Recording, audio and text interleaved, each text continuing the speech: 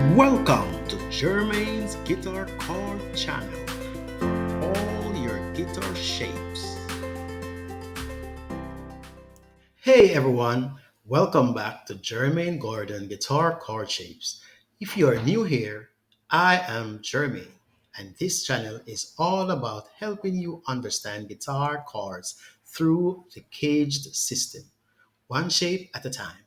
So far, we have looked at the C major chord in the C, A, and G shapes. Today, we are moving on to the E shape, one of the most common and powerful chord forms on the guitar.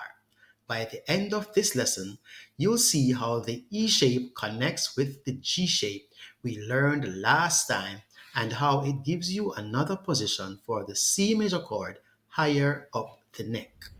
Let's quickly review what we have done so far. The caged system helps you visualize how five basic open chord shapes C, A, G, E, and D connect across the neck.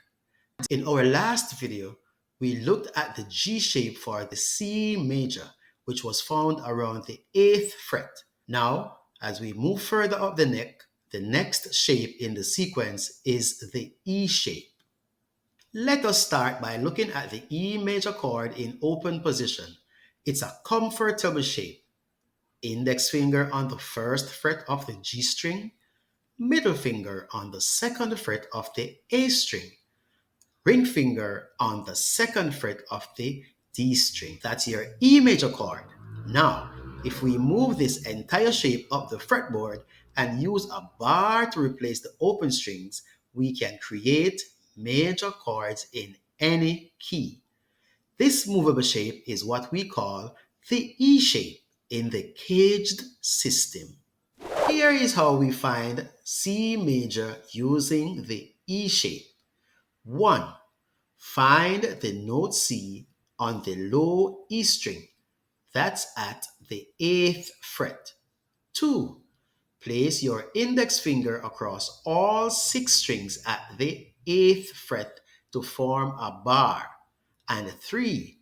Now form the E major shape just above that bar. Middle finger on the 9th fret of the G string, ring finger on the 10th fret of the A string, and pinky on the 10th fret of the D string. When you strum all 6 strings, that's your C major chord in the E shape. It's one of the most used shapes in guitar playing, especially in rock, reggae, pop, and gospel. Now, let's connect this shape with what we did last time. Remember, the G shape C major was around the 8th fret area, and now the E shape sits just above it. You can think of this as a continuation of the same chord, just voiced differently.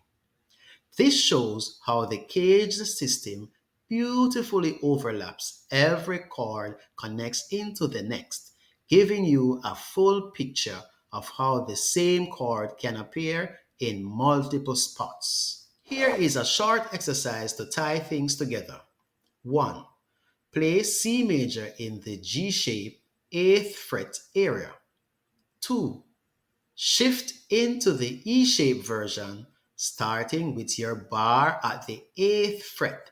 And 3.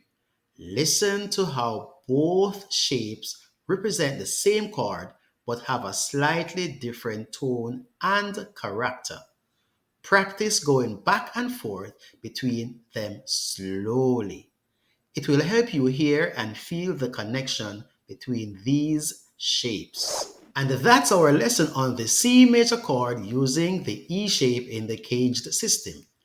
If you enjoyed this video, please like, subscribe, and hit the notification bell so you'll be ready for the next part of this series where we look at the final shape, the D shape.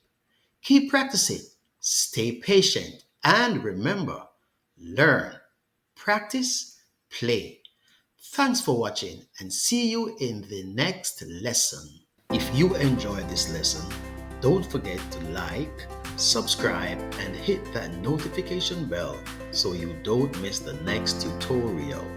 Keep practicing those shapes, stay inspired, and remember, music is a journey, not a race. I am Jermaine Gordon, and I'll see you in the next video.